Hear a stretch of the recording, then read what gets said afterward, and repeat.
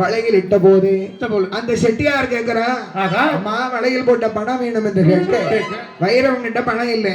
உடனே அம்மா என்ன செய்தா, மூக்குத்தி பில்லாக்கி கலைச்சினால் செட்டியார் கையிலே கொடுக்கிறார்.